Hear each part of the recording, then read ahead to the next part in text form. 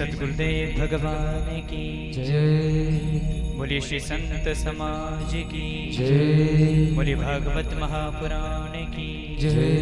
जय जय श्री राधे।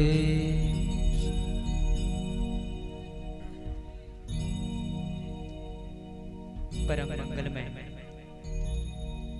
परात्पर अखिलेश्वर अकारण करुणा वरुणालय भक्तवांछित कल्पतरु श्री तड़िद्युत विनंदित पीतांबरधारी हमारे श्री परम आराध्य हमारे इष्ट हमारी सरकार श्री राधा वल्लभ सरकार के चरण कमलों में प्रणाम करते हुए वंदन करते हुए हमारी ब्रिज की अधिष्ठात्री देवी श्री किशोरी राधा रानी के पावन चरणों में प्रणाम करते हुए वंदन करते हुए इस कथा प्रांगण में उपस्थित समस्त प्रत्यक्ष व अप्रत्यक्ष दैवीय शक्तियों को प्रणाम करते हुए उनसे मेरी प्रार्थना कि वे सभी अपना अपना स्थान इस कथा प्रांगण में ग्रहण करें। आज कथा श्रवण करने आए हुए तो समस्त वैष्णव भक्तजन, भक्ति स्वरूपा माताएं, बड़े भाई, पिता तुल्य बुजुर्ग, आप सभी के हृदय में विराजमान मेरे श्री बांके बिहारी और श्री राधा रानी सरकार की जो पावन छवि विराजमान है, उस छवि को मैं बारंबार प्रणाम करता हूँ, वंदन करता हूँ और आप सभी का आज की कथा में अभिनंदन करता हूँ।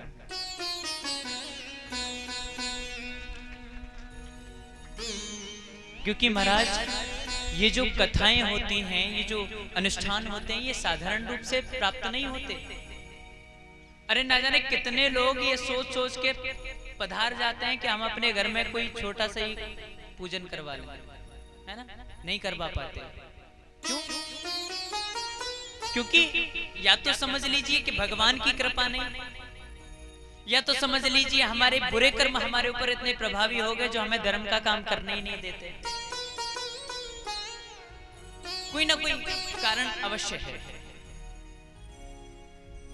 महाराज अपने जीवन में अच्छा कर लेना अथवा बुरा कर लेना भुगतना जरूर पड़ेगा।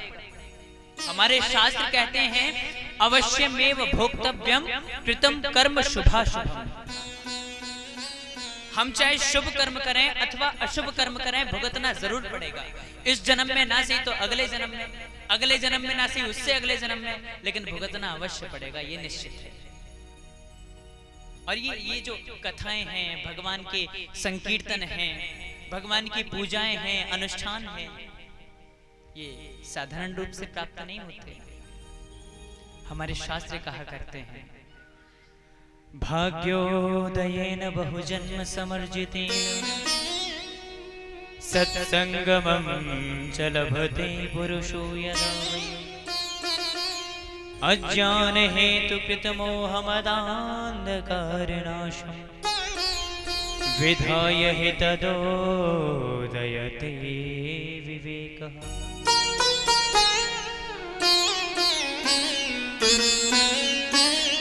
शास्त्र कहते हैं भाग्योदयन बहुजन्म। आप समझते हैं ना कि हमें कथा प्राप्त होगी तो हमारे भाग्योदय हो गए इस जन्म के। नहीं साहब, गलत सोचते हो।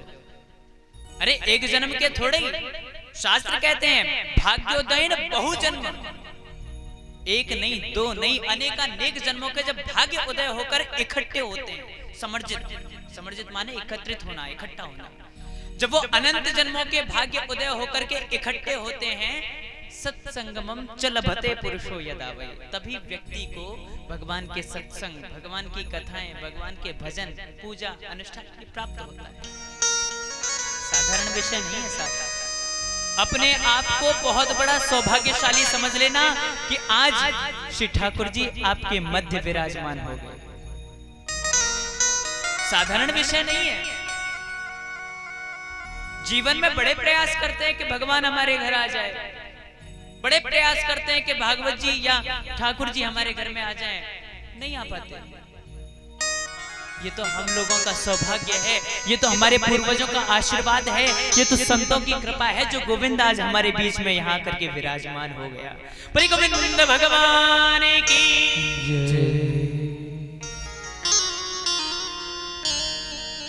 देखिए,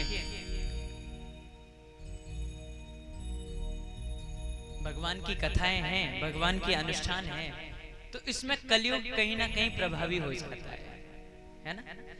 कहते हैं ना, धर्म के कार्य में कलयुग किसी ना किसी रूप में बाधा बन करके आ जाता है, किसी भी रूप में, चाहे वो इंद्रदेव के स्वरूप में आ जाए, है ना, अथवा ये विद्युत बिजली के स्वरूप में आ जाए, न किसी प्रकार से ये बाधा अनुष्ठान में अवश्य डालता है। भगवान की कथा हो, अनुष्ठान हो, ये बाधा जरूर डालता है। अगर बाधा पड़ने के बाद हम भयभीत हो जाते हैं, डर जाते हैं, तो भगवान की परीक्षा में हम फेल हो जाते हैं, असफल हो जाते हैं।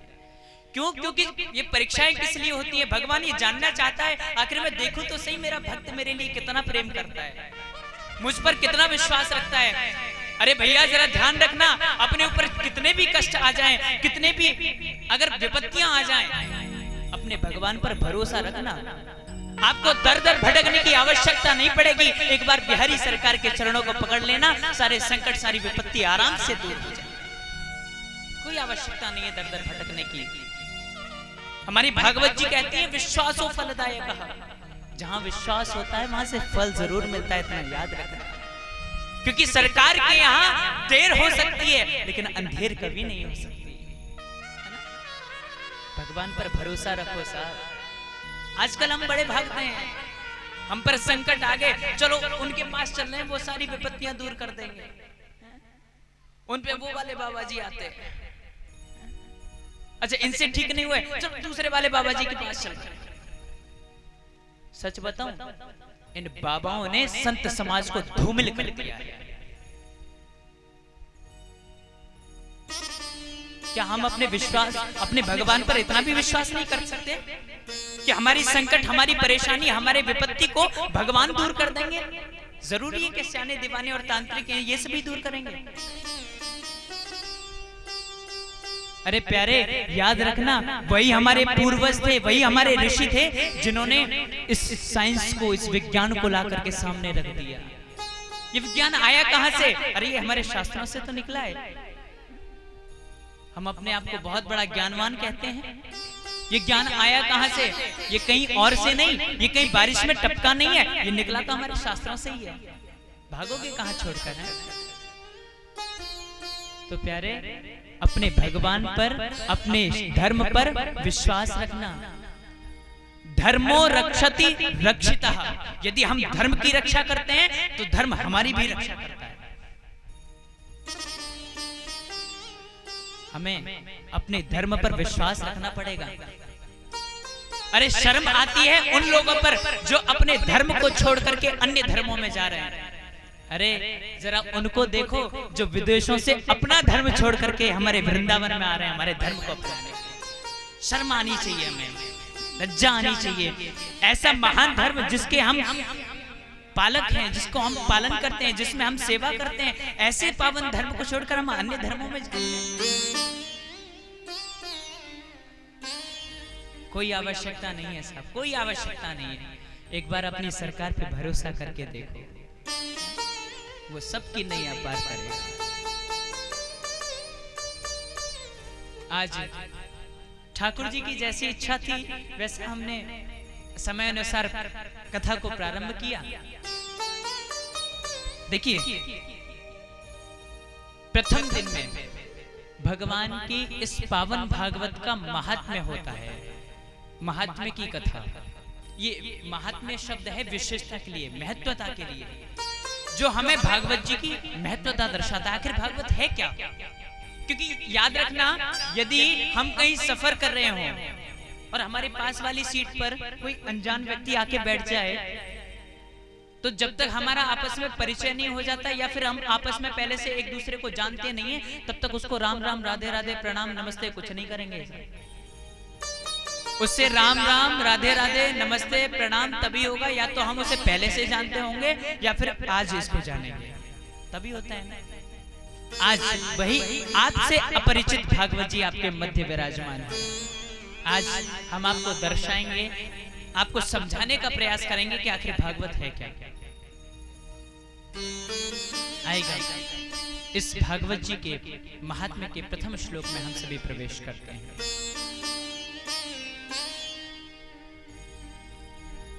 सच्चिदानंद रूपाय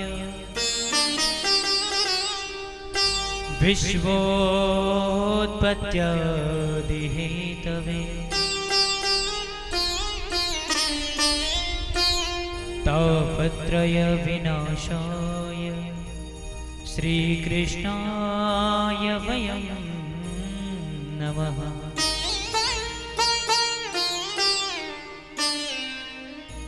शब्द है सच्चिदानंद रूपाय। ये सच्चिदानंद जो शब्द है, अच्छा एक बार प्रेम से कह दो राधे राधे, एक बार जोर से कह दो राधे राधे। देखो साहब, आपसे एक निवेदन करूं, आप कथा में आकर के बैठते हो, हम ये जानते हैं कि आप दिन भर बड़ी मेहनत करते हो, बहुत मेहनत करते हो, किसी भी रूप में से, या कृषि में अथवा अपने परिश्रम में किसी प्रकार से मेहनत करते हो। बोलना भी पड़ता है, घर पे काम भी करना पड़ता है, व्यवस्थाओं को भी देखना पड़ता है। लेकिन ये जो कथा बनाई है ना, ये आपके विश्राम के लिए बनाई है। यहाँ मेहनत आपको नहीं करनी है, आपको तो मात्र बैठ जाना है आकर के, बाकी सारी मेहनत तो हम करेंगे। हम क्यों आए? अरे भैया, आपका बोलने का काम नहीं है, आपका तो सुनने का काम है, बोलने का तो काम हमारा है, तो हमें बोलने दो। आपके लिए बड़े सौभाग्य की बात है साहब, जो मुफ्त में आपके घर में भागवत जैसी कथा चल करके आ गया, बहुत बड़ा सौभाग्य है। एक शब्द है सच्चिदानंद। अच्छा, इसका संधि करेंगे हम तो इसमें 3 शब्द बनते हैं। पहला सत, दूसरा चित और तीसरा आनंद। सत चित आनंद, इन तीनों को जब मिलाएंगे तो क्या बनेगा? सच्चिदानंद। अच्छा, ये सच्चिदानंद है क्या? जरा इस पर प्रकाश डालें।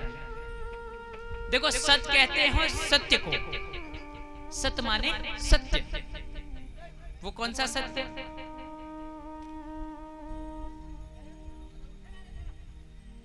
ये ऐसा सत्य है जिसका कभी विनाश ना हो, जो अविनाशी है, जिसका कभी विनाश ना हो, वो वाला सत्य। बोले गोविंद भगवान की जय। अर्थात जो पहले भी था, आज भी है और अंत तक बचेगा, वही होता है सत्य। दूसरा होता है चित। चित कहते हैं प्रकाश के लिए। ये ऐसा प्रकाश जिसको, जैसे हमें कभी कभी कोई पुस्तक पढ़नी होती है तो हमें प्रकाश की आवश्यकता पड़ती है।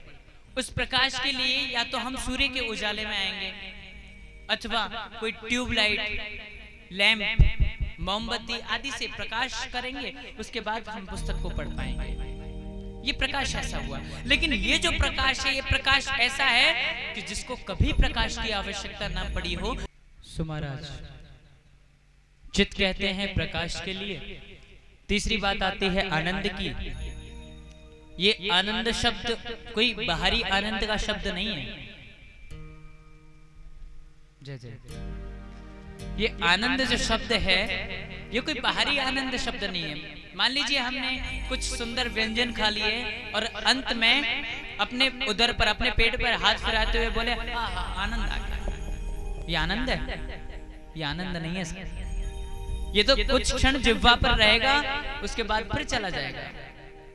एक रात्रि एसी के कमरे में विश्राम कर लिया, सुबह को अंगड़ाई लेते हुए बोले आए हाय आनंद आ गया। क्या ये आनंद है? नहीं साहब, आनंद नहीं है। ये तो स्वाद कुछ क्षण का है, कुछ समय का है। ये रंग अब चढ़ा है तो अगले क्षण उतर जाएगा। ये आनंद ऐसा है। लेकिन ये जो आनंद शब्द है ना, ये भीतरी आनंद शब्द है। कौन सा आनंद है ये? आप जरा ध्यान देना। जब हमारे गोकुल में मैया यशोदा को ये बात पता चली कि हमारे घर में लाला ने जन्म लिया है, सो महाराज ब्रज में ये बात फैलती चली गई। और जैसे जैसे ब्रज में बात फैली महाराज, तो समस्त ब्रज की गोपियां एकत्रित होकर के आई और शांत नहीं आई, अपने मुख से गाती हुई आई। हो नंद के आनंद भयो जय कन्हैया लाल की, नंद के आनंद भयो जय कन्हैया लाल की, नंद के आनंद भयो जय कन्हैया लाल की, नंद के आनंद भयो जय कन्हैया लाल की, जय कन्हैया लाल की, जय मदन गोपाल की, जय कन्हैया लाल की, जय मदन गोपाल की, कन्हैया लाल की, जय मदन गोपाल की, जय कन्हैया लाल की, जय मदन गोपाल की, नंद के आनंद भयो जय कन्हैया लाल की, नंद के आनंद बोलिए गोविंद भगवान की। सारी गोपियों ने मिलकर के गाया नंद के आनंद भयो। गोपियों ने ये नहीं गाया कि नंद के लाला भयो या नंद के कान्हा भयो या नंद के कृष्ण भयो, कुछ नहीं। गोपियों ने गाया नंद के आनंद भयो। तो ये जो आनंद शब्द है ना, ये बाहरी शब्द नहीं है। अरे ये आनंद वो परमात्मा का शब्द है जिसके गोपियों ने संबोधित भगवान कृष्ण को किया है। ये वो आनंद है। ये आनंद कौन है? बोले भगवान कृष्ण। बोले अच्छा, जो सत्य जिसका कभी विनाश ना हुआ वो कौन है? बोले भैया ऐसा तो कोई नहीं, क्योंकि हम जन्म लेके आए, हम भी मरेंगे। आप सब जन्म लेके आए हो, आप भी मरोगे। हम में से, आप में से कोई सच्चा नहीं है। सच्चा तो वो है जो हमारे जन्मने से पहले भी था, आज भी है, और जब हम मर जाएंगे तब भी बचेगा। सच्चा तो वो है। तो वो कौन? अरे वही मेरे कृष्ण है। और जो स्वयं प्रकाश का स्वरूप है वही तो मेरा ठाकुर है ना। तो सत्य भी कृष्ण, चित भी कृष्ण और आनंद भी कृष्ण। सच्चिदानंद रूपाय, ऐसे तीनों चीज के जो स्वरूप हैं। विश्वोत्पत्त्यादि हेतवे, विश्व की उत्पत्ति करने वाले, इसका पालन करने वाले, इसको सृजन कर देने वाले जो हैं। और बोले तापत्रय विनाशाय, हमारे जीवन में 3 प्रकार के ताप होते हैं साहब। श्री रामचरितमानस में गोस्वामी तुलसीदास जी ने बड़ी सुंदर रूप में उन तीनों तापों की व्याख्या करी है। दैहिक दैविक भौतिक ताप, दैहिक दैविक भौतिक ताप, दैहिक दैविक भौतिक ताप, दैहिक दैविक भौतिक ताप, राम राज्य कहु ही व्यापा, राम राज्य कहु ही व्यापा, श्री राम जय जय राम, श्री राम जय जय राम। तुलसीदास जी ने कहा दैहिक दैविक भौतिक तापा, आदि दैविक, आध्यात्मिक, आदि भौतिक, ये हमारे जीवन के 3 प्रकार के ताप हैं। तापत्रय विनाशाय, इन तीनों को नष्ट करने की जिनके अंदर सामर्थ्य है वो ऐसे कौन है? बोले श्री कृष्णाय वयम नमः। ऐसे भगवान श्री कृष्ण को हम सभी मिलकर के प्रणाम करते हैं। प्रथम श्लोक में, महात्म्य के प्रथम श्लोक में सबसे पहले भगवान कृष्ण का वंदन किया। उसके बाद महाराज सुखदेव भगवान के चरणों में प्रणाम करते हुए, वंदन करते हुए, आइए हम सभी मिलकर के उस पावन स्थल में चलते हैं जहां पर ये भागवत जी की कथा हुई। वैसे तो कहा जाता है भगवान का जहां गुणानुवाद हो वो स्थान, वो घर, वो जगह ही एक पावन तीर्थ, वो घर एक पावन मंदिर बन जाता है जहां भगवान का गुणानुवाद होता है। लेकिन श्रीमद् भागवत जी की जो कथा है सबसे पहले नैमिषारण्य जिले में सुनाई गई। नैमिषारण्य स्थान है सीतापुर जिले में। उस स्थान पर समस्त 88,000 शौनकादिक ऋषि एकत्रित हैं। सभी का भाव ये है हम सभी मिलकर के भगवान का सत्संग करेंगे, भजन करेंगे। सभी प्रातः काल स्नान आदि से निवृत्त होकर के एकत्रित हुए। तभी उनके मध्य में केवल 20 वर्ष की आयु वाले सूत जी महाराज आ गए। अब जरा ध्यान दीजिएगा महाराज, जितने भी वहां ऋषि पहले से बैठे हैं सबकी उम्र हजारों वर्ष तक लंबी है, हजारों वर्ष की लंबी उम्र वाले। लेकिन अब जो उनके बीच में आए उनकी उम्र केवल 20 वर्ष की। लेकिन जरा देखना, जैसी सूत जी महाराज उन सब के बीच में आए ना, तो जितने ऋषि वहां पहले से बैठे सब लोग अपने स्थान से खड़े हो गए स्वागत करने के लिए। सूत जी ने देखा इतनी बड़ी बड़ी उम्र वाले ऋषि मुझ 20 वर्ष की उम्र वाले का स्वागत।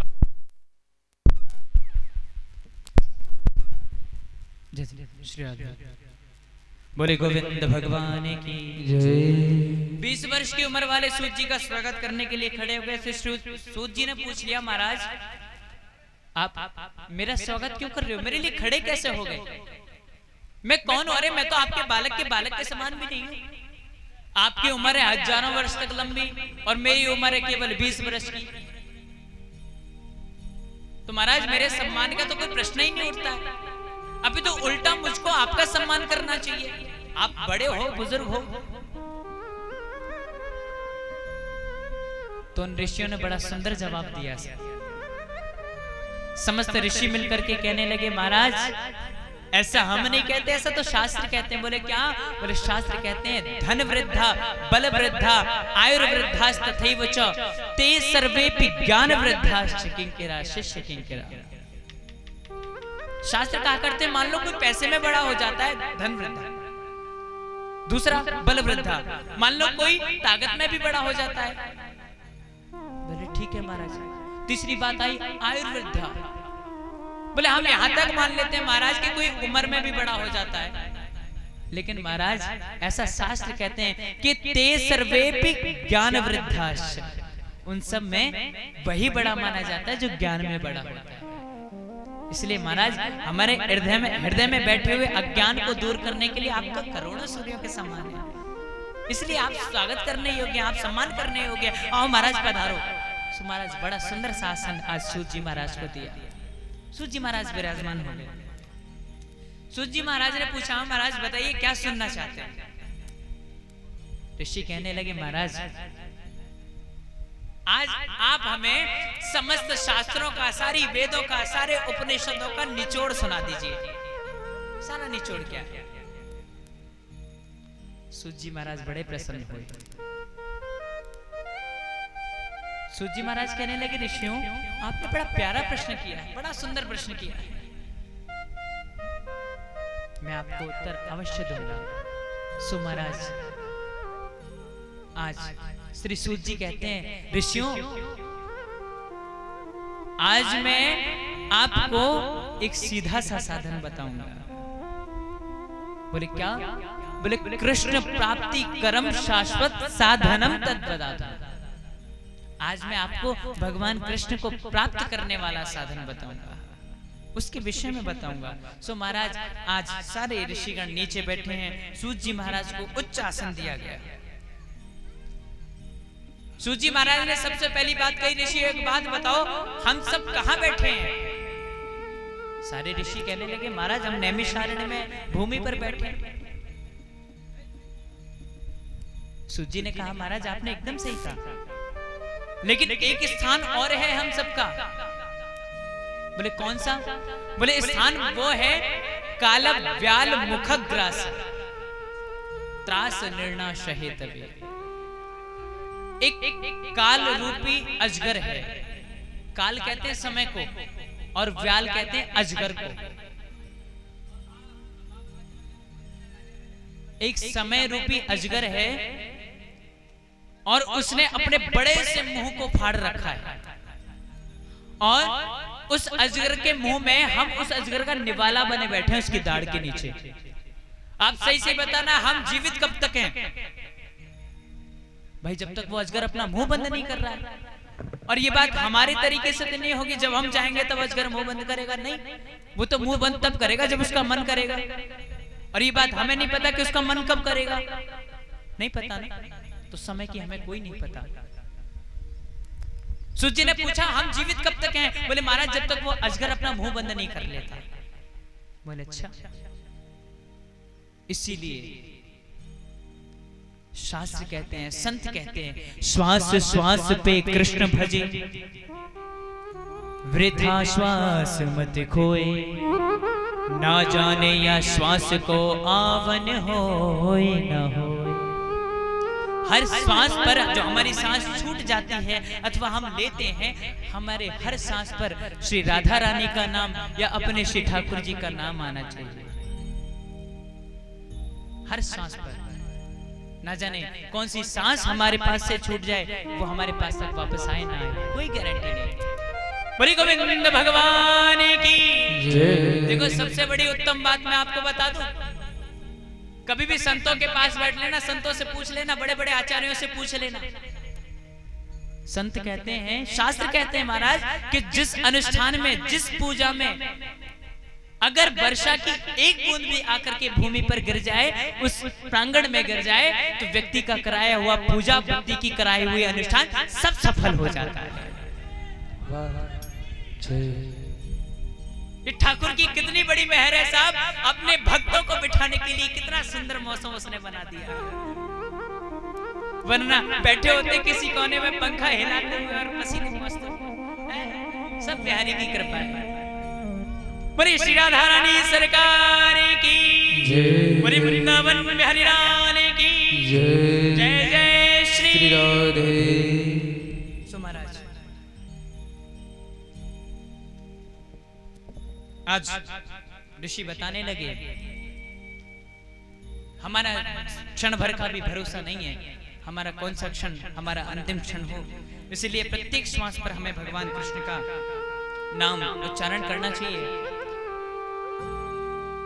अच्छा, आज सूची बताने लगे, भैया मैं तुम्हें जो आज कथा सुनाने जा रहा हूं ना, ये ऐसी कथा ही कभी कभी देवताओं को भी नहीं मिलती। देखो भागवत की महिमा कितनी है।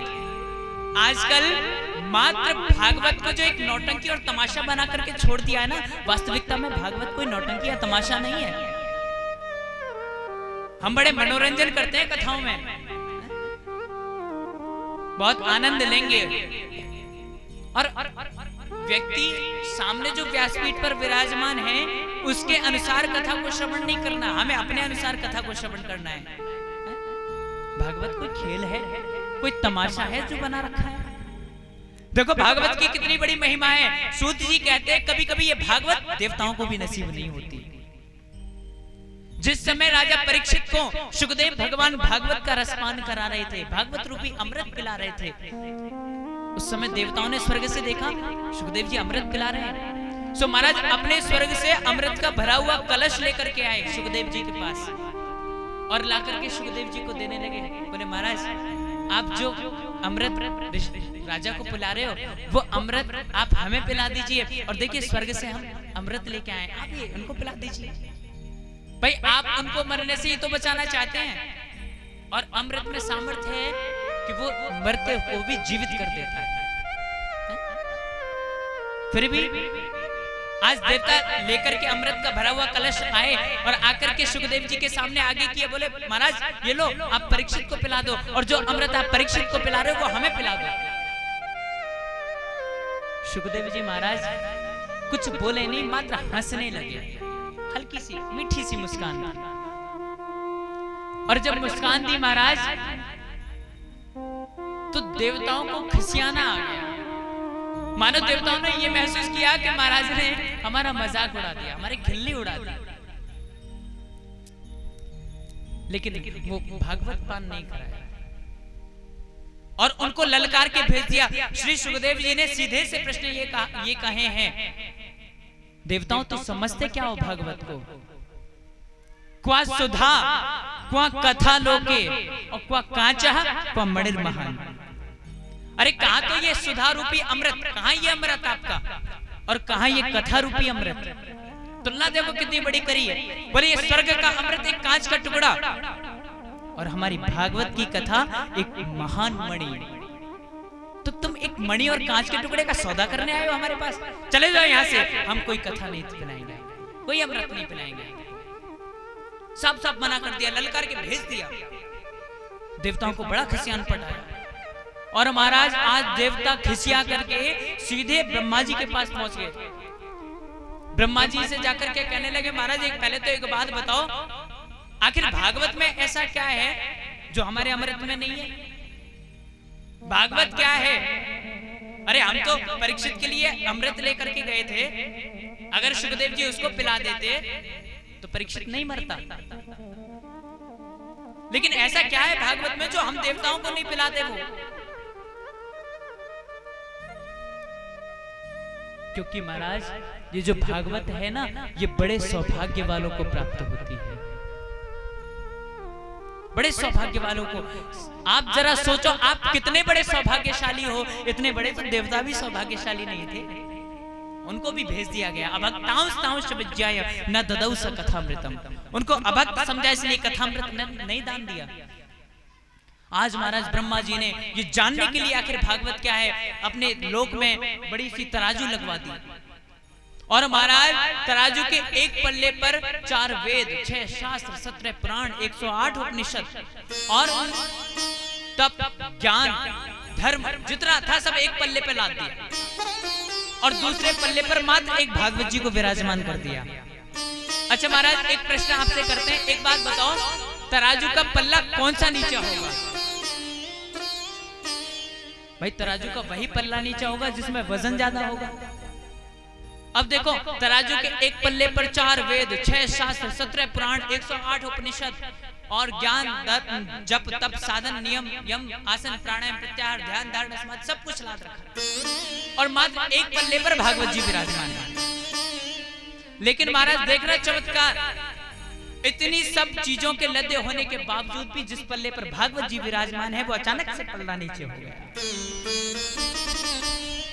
और जैसे ये दृश्य देखा ब्रह्मा जी ने तुरंत घोषणा कर दी, अरे मूर्खों, भागवत कोई पोथी नहीं है, ये कोई किताब नहीं है जो बगल में दबाई और कहीं भी ले जाके बैठ गए। बोले भागवत का क्या है?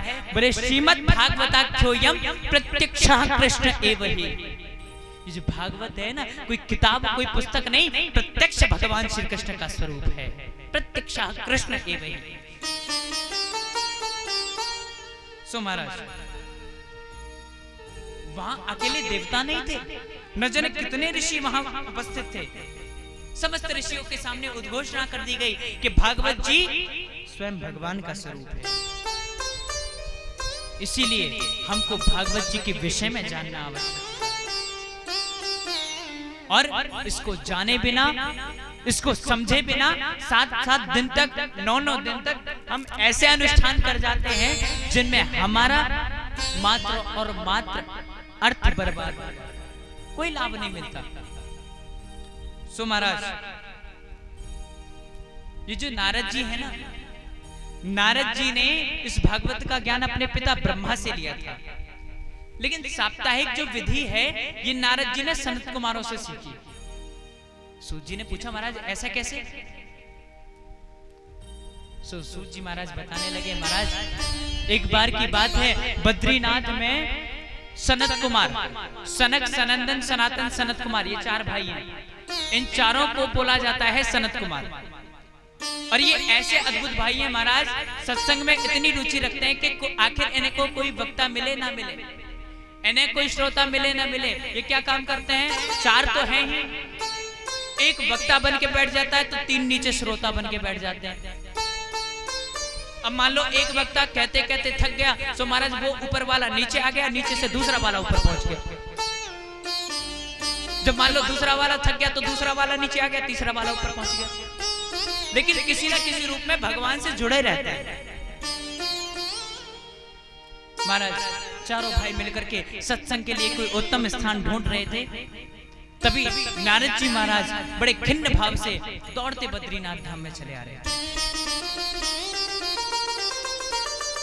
चेहरा तेजहीन है, मुखारबिंद उतरा हुआ है,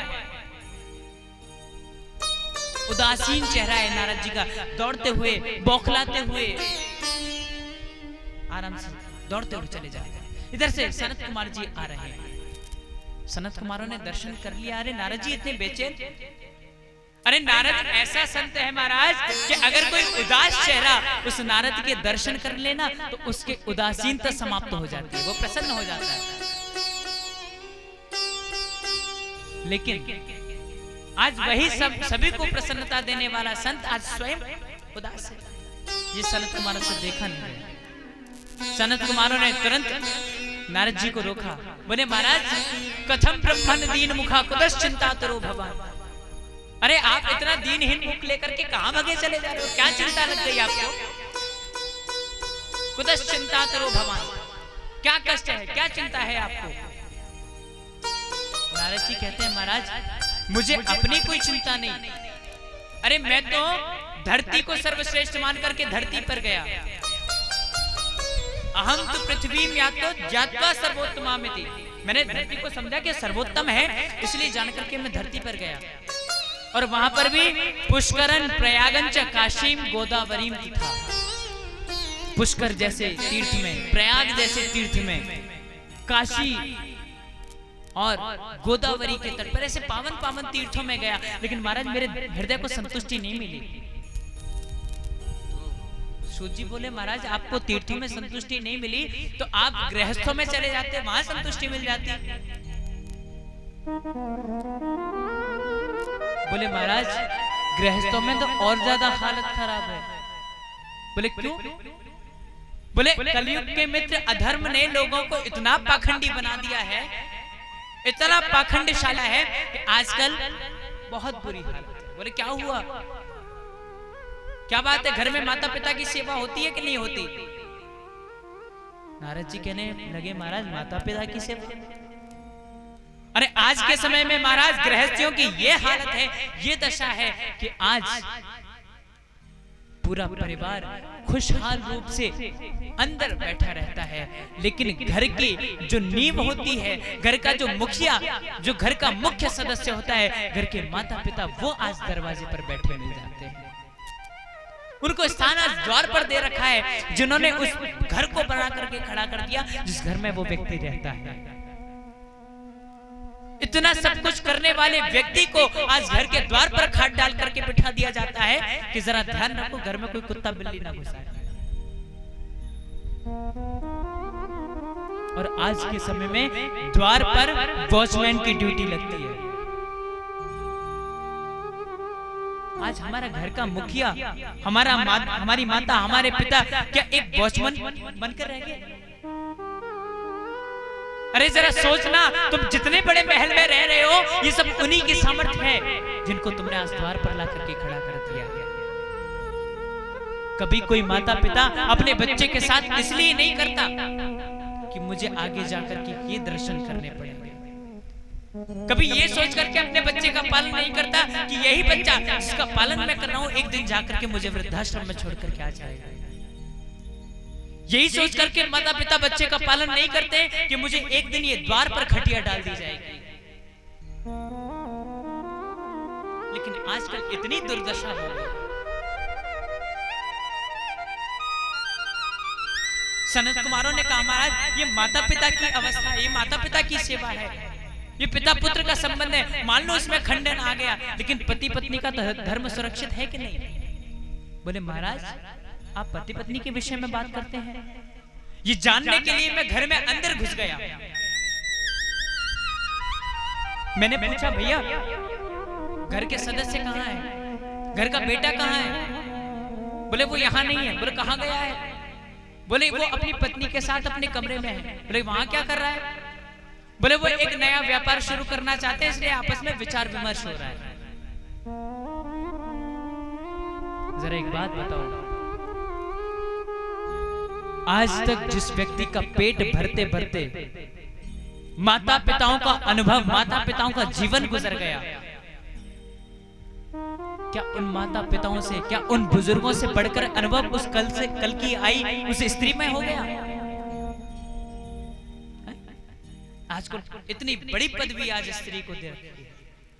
याद रखना, स्त्री पूज्यवान है, स्त्री पूजनीय है, किंतु अपने जीवन में कभी भी कोई कार्य प्रारंभ करो ना, तो अपनी पत्नी से नहीं बल्कि अपने माता पिता से पूछ लेना, उनसे बढ़िया राय आपको कोई नहीं दे पाएगा। और तो और आजकल पत्नी, महाराज पत्नी भी स्वयं राय नहीं देती है। बोले फिर, बोले महाराज तरुणी प्रभुता के है, शाल को बुद्धिदायक। आजकल पत्नी अगर कोई राय पति ले तो अपने आप नहीं बताती, या पिता माता से नहीं पूछने देती, आजकल वो अपने भाई को फोन लगाती है। और फिर महाराज ससुराल से साले साहब बुद्धिदायक बन के आता है। भागवत जी साफ साफ कर रही हैं, तरुणी प्रभुता के है, शाल को बुद्धिदायक। साले साहब बुद्धिदायक बन के आ रहे हैं ससुराल से, आपको व्यापार शुरू करना है ना। लेकिन याद रखना, घर की नींव को वही हिलाता है। हमारे तो ब्रज में संत कहते हैं कि दीवार बिगाड़े आरो और घर बिगाड़े। अगर किसी दीवार में आले ज्यादा बना दोगे ना, वो दीवार कमजोर पड़ जाती है। और जिस घर में ज्यादा साले साहब की सलाह होने लगे, घर कमजोर पड़ जाता है। आपको याद है ना वो महाभारत का क्षेत्र? महाभारत किसकी वजह से हुआ था? मामा शकुनी की वजह से। ना वो मामा शकुनी होता, ना इतनी स्त्रियां अनाथ होती, ना इतनी स्त्रियां विधवा होती, ना इतने बच्चे अनाथ हो जाते। अगर वो शकुनी नहीं होता तो ये सब उसी की देन है। आपको आपके घर में आपके बुजुर्ग से ज्यादा अनुभव कोई नहीं दे सकता, उससे बड़ी सलाह आपको कोई नहीं दे सकता। आपको कोई भी कार्य प्रारंभ करना हो, एक बार चले जाना माता पिता के पास, अपने जीवन का अनुभव, अपने जीवन की किताब आपके सामने खोल कर रख देंगे साहब कि बेटा मेरे साथ ये हुआ तो ये कर। आज महाराज सूत जी ने कहा, महाराज आप एक, सनकादिक ऋषियों ने कहा आप गृहस्थों में गए, आपको संतुष्टि नहीं मिली, आप एक काम करते संतों के यहाँ चले जाते हैं। बोले महाराज वहां तो और ज्यादा हालत खराब। बोले क्यों? बोले महाराज मैंने सोचा गृहस्थियों में मुझे आराम नहीं मिला, संतुष्टि नहीं मिली, तो सोचा संतों के पास चलूं। सो महाराज संतों के पास चल दिया। एक जगह पहुंचा, एक बड़ा आलीशान बंगला बना हुआ है, बहुत बड़ा आश्रम, उस पर बाहर लिखा है आश्रम। मैंने पूछा भैया ये आश्रम किसका है, कौन से महाराज जी का है? बोले भैया ये त्यागी बाबा का आश्रम है। कोई बात नहीं साहब। नारद जी बोले मैं थोड़ा और आगे बढ़ा महाराज। जब थोड़ा और आगे बढ़ा तो मैंने देखा कि कहीं से पीछे से करीब 8-10 बच्चे हंसते खेलते आ रहे हैं, आधे कपड़े अस्त व्यस्त हैं, ट्यूब बल्ब जल रहा है। मैंने किसी से पूछ लिया भैया ये बताओ ये बच्चे किसके हैं? मुझे जवाब मिलता है, बोले भैया ये बच्चे तो ब्रह्मचारी जी के हैं। महाराज मुझे बड़ी उदासीनता, मैं थोड़ा सा और आगे बढ़ा। मैंने चलो कोई आगे तो मुझे अच्छा संत मिल जाएगा। लेकिन आगे चल करके महाराज मुझे एक बहुत तेज आवाज आने लगी, शोरगुल हो रहा था कहीं। मैंने किसी से पूछ लिया भैया ये शोर कहाँ हो रहा है? बोले भैया ये शोर ना मौनी बाबा के आश्रम में हो रहा है। नारद जी बोले भैया इतना बड़ा आश्रम त्यागी बाबा का, ये 8-10 नन्हे मुन्ने बच्चे ब्रह्मचारी जी के, हल्ला हो रहा है मौनी बाबा के आश्रम में। आज के समय में पाखंड नहीं है तो क्या है साहब? मैं आपको सत्य बताऊं, ऐसे लोगों ने मात्र इसके लिए संत समाज को दूषित कर दिया, संत समाज को दूषित कर दिया। ये बहुत बहुत ग्लानि का विषय है, बहुत खिन्नता का विषय है। महाराज मुझे बड़ी खिन्नता हुई, मुझे बड़ी रुष्टता हुई, मैं वहां से भाग लिया। बोले फिर कहां गए? बोले मैं तो श्री धाम वृंदावन जहां भगवान ने बाल लीलाएं करी है, मैं तो वहां पहुंचा। वहां जाकर के भी मैं यमुना मैया के किनारे पहुंच गया। वहां पर भी मैंने एक अजीब दृश्य देख लिया। बोले क्या? मैंने वहां पर देखा महाराज कि कई सारी स्त्रियों की भीड़ लगी है, कई सारी मैया खड़ी है, और उन सभी मैयाओं के बीच में एक मैया, एक नवयुवती बैठी बैठी रो रही है, और उस नवयुवती के पास में दो वृद्ध पुरुष लेटे हुए हैं। वहां बैठी बैठी वो रोदन कर रही है, रो रही है। मेरे मन में विचार आया, मैं जरा पूछूं तो सही इस मैया को क्या कष्ट है, इसको क्या परेशानी है। सो महाराज मैंने ये सोच करके 2 कदम आगे बढ़ाए, लेकिन फिर मेरे मन में विचार आया कि ऐसा तो नहीं कि ये मैया मुझे टोक दे। बोले बाबा तू हमारे स्त्रियों के बीच में कहां घुसा चला रहा है, कुछ अपशब्द बोलते हैं। इसलिए महाराज मैं सोच के वापस लौट गया, और जैसे महाराज मैं वापस लौटा तुरंत मुझे पीछे से एक आवाज आती है, भो भो साधो क्षणं तिष्ठो। अरे अरे महाराज कहां जा रहे हो, कहां लौट रहे हो, जरा सुनो तो, एक क्षण सुन जाओ, क्षणं तिष्ठो, एक क्षण रुक जाओ। ये शब्द सुनकर के मैं लौटा, घूमा, स्त्री के पास गया, पूछा मैया तेरे को क्या परेशानी है, क्या कष्ट है तुझे। वहां का दृश्य देखना महाराज, समस्त स्त्रियां खड़ी हैं और उस नवयुवती की सेवा कर रही हैं। कोई पंखा चल रही है, कोई जल पिला रही है, कोई सांत्वना दे रही है कि बहन तू रो मत। मैंने उससे पूछा कि मैया तू एक बात बता, तेरा परिचय क्या है, तू है कौन। वो मैया मुझसे कहने लगी, अहम भक्ति ऋतिक ख्याता, मैं भक्ति हूं और द्रविड़ देश में पैदा हुई, कर्नाटक में बड़ी हुई, गुजरात में आते आते मैं जीर्ण हो गई।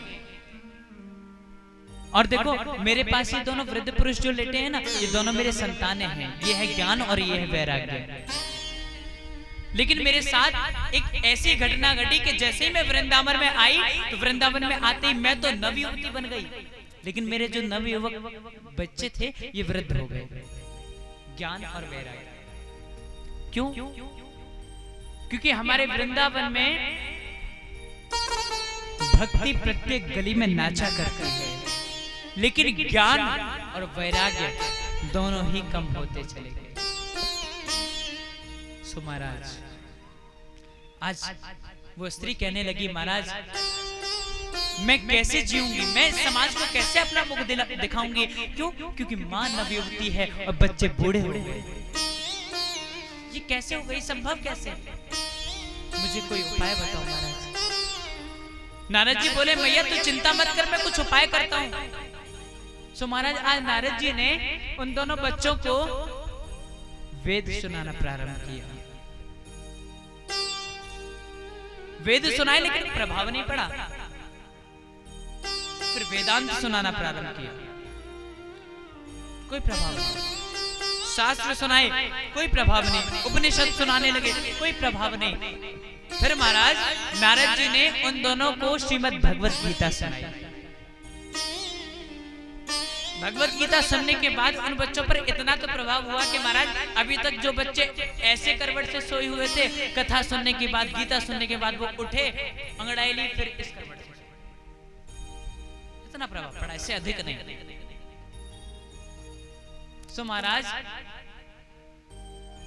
आज नारद जी बड़े परेशान थे। नारद जी सोचने लगे, भैया मेरे औषधालय में, मेरे मेडिकल स्टोर में जितनी दवाइयां थी, जितनी चूरन चटनी थी, मैंने सब चटा दी, लेकिन मरीज तो ठीक नहीं हुआ, क्या किया जाए।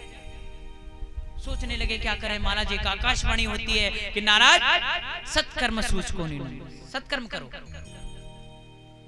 और ये सत्कर्म क्या है? और ये सत्कर्म तुम्हें कोई संत बताएगा। आज महाराज आकाशवाणी शांत हो गई है। आकाशवाणी होने के बाद आज श्री नारद जी महाराज चल दिए हैं कहां? संतों के पास। संतों को ढूंढते हुए कहां मिलेंगे संत? महाराज मार्ग में जो भी महात्मा मिले उसी से पूछे, भैया सत्कर्म क्या होता है? अब जरा ध्यान देना, नारद जी जो हैं वो है संत शिरोमणि, संतों की सिर की मणि है नारद। और आज वो संतों की सिर की मणि आज साधारण संतों से पूछ रहे हैं, बोले महाराज सत्कर्म क्या है? अब जरा ध्यान देना, कोई डॉक्टर एमबीबीएस हो और वो एमबीबीएस डॉक्टर आके किसी झोला छाप डॉक्टर से पूछ ले, भैया सर के दर्द की दवाई कौन सी है? तो वो डॉक्टर क्या समझेगा? बोले महाराज यार काय को परीक्षा ले रहे हो? महाराज तुम्हें पता है मैं कुछ नहीं जानता, काहे को मेरे पेट पे लात मारे दे रहे हो। अब जरा सोचो, वो संत शिरोमणि एमबीबीएस डॉक्टर नारद जी और ये झोला छाप संत, इनसे आके पूछ रहे हैं भैया सत्कर्म क्या है। अब तो महाराज जैसे ही पता लगे कि अरे नारद जी मुझसे सत्कर्म पूछ रहे, महाराज भाग गए। नारद जी ने देखा भाग गए, कोई बात नहीं आगे बढ़ते हैं और भी मिलेंगे। आगे बढ़े, आगे जाकर के पूछा महाराज सत्कर्म, बोले महाराज हमें नहीं। अब तो महाराज ये हवा की तरह बात फैल गई कि नारद जी सारे संतों के पास आ रहे हैं सत्कर्म पूछने। अब तो ये हुआ कि महाराज जैसे किसी सरकारी स्कूल में अधिकारियों की टीम आ जाए तो मास्टर घबरा जाता है, ये दृश्य बन गया। अब तो सारे ऋषि घबरा गए, संत घबरा गए, और कुछ ने क्या काम किया महाराज, कुछ जो अब तक आश्रम में आराम कर रहे थे वो सीधा पहाड़ियों में पहुंच गए और शिष्यों से कह के अगर नारद जी आए ना हमारे विषय में पूछ दें, उनसे कह देना कि हम समाधि में चले गए। एक संत ने तो क्या काम किया पता है, संत ने अपने 2-4 शिष्यों को द्वार पे बिठा दिया और शिष्यों को समझा दिया, सुनो अगर ये नारद आए ना तो उनसे कह देना महाराज जी ने मौन व्रत धारण कर रखा है, वो बोलेंगे नहीं। और ये कह के अंदर जाके बैठ गए। अब तो महाराज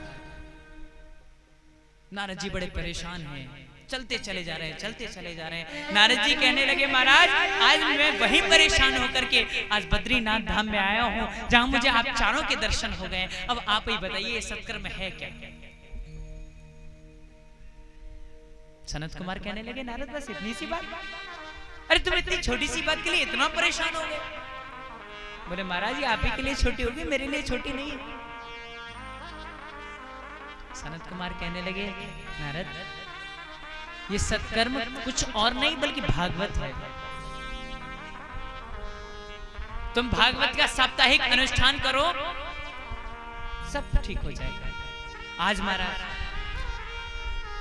नारद जी ने पूछा क्या कहां करें, कैसे करें, क्या करें।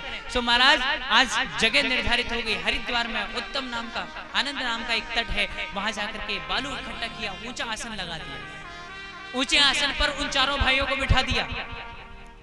नारद जी महाराज ने अपना आसन नीचे डाल दिया और 3 आसन खाली छोड़ दिए।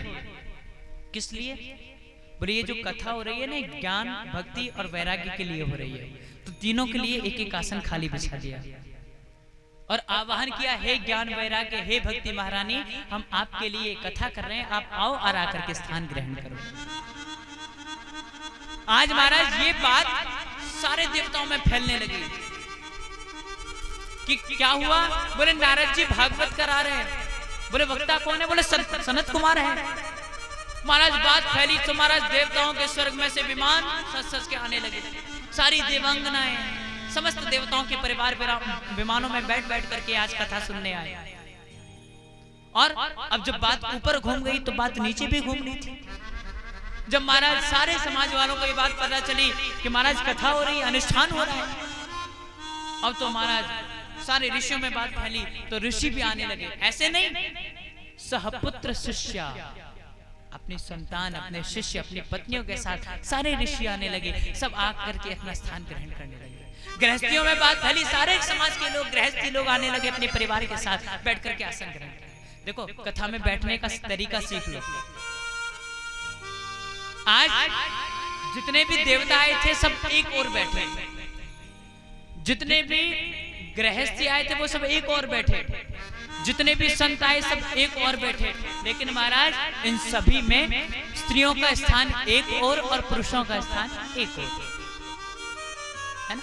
ऐसे आगे पीछे बीच बिचाव श्रीलंका पाकिस्तान भारत ये वो ऐसा नहीं, एक और माताएं और एक और हमारे बड़े भाई बुजुर्ग, ये कथा का नियम है। हाँ बिल्कुल। बोले गोविंद भगवान की जय। सबने आकर के स्थान लिया महाराज, और आज सनत कुमारों ने मिलकर के इस कथा को प्रारंभ किया। 2 मिनट श्री हरि नाम संकीर्तन कर लें, उसके पश्चात इस कथा को हम सभी आगे प्रकाश डालते हैं। हरे मुरारे, हे नाथ नारायण वासुदेव, श्री कृष्ण गोविंद हरे मुरारे, हे नाथ नारायण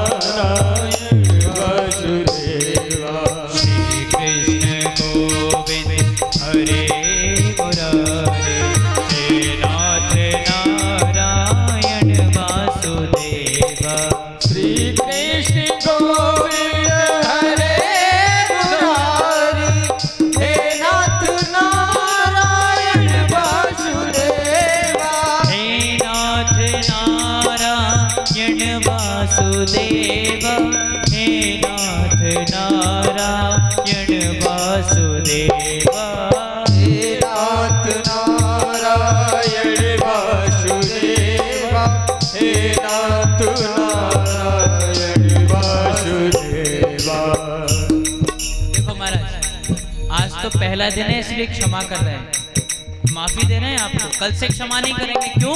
क्योंकि जब भी भगवान का कीर्तन होगा तो आप शांत नहीं बैठेंगे, आपको मीठी मीठी तालियां बजानी है। क्योंकि गाएंगे हम तो बजाएंगे आप, भगवान के चरणों में हम दोनों का सहयोग हो जाएगा ना, मिलकर के। श्री कृष्ण गोविंद हरे मुरारे, हे नाथ नारायण वासुदेव। श्री कृष्ण गोविंद हरे मुरारे, हे नाथ नारायण वासुदेव। हे नाथ नारायण वासुदेव, हे नाथ नारायण वासुदेव। हे नाथ नारायण वासुदेवा, हे नाथ नारायण वासुदेवा। श्री कृष्ण गोविंद हरे मुरारे, हे नाथ नारायण वासुदेव। कृष्ण गोविंद हरे मुरारी, हे नाथ नारायण वासुदेवा।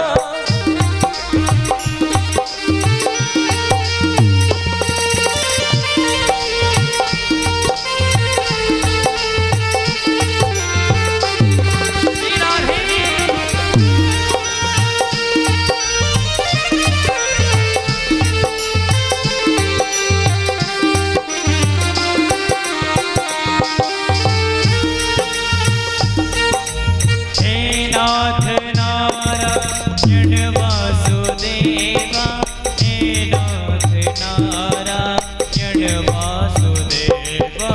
हे नाथ नारायण वासुदेवा, हे नाथ नारायण वासुदेवा। श्री कृष्ण गोविंद हरे मुरारे, हे नाथ नारायण वासुदेवा। कृष्ण गोविंद हरे मुरारी, हे नाथ नारायण वासुदेवा।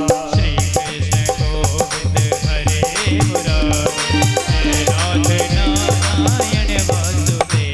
श्री कृष्ण गोविंद हरे मुरारी, हे नाथ नारायण वासुदेवा।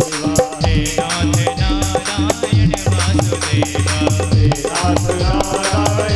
वासुदेवा। हे नाथ नारायण वासुदेवा। हे नाथ नारायण वासुदेवा। हे नाथ नारायण वासुदेवा। हे नाथ नारायण वासुदेवा। हे नाथ नारायण वासुदेवा। हे नाथ नारायण वासुदेवा। हे नाथ नारायण वासुदेवा। हे नाथ नारायण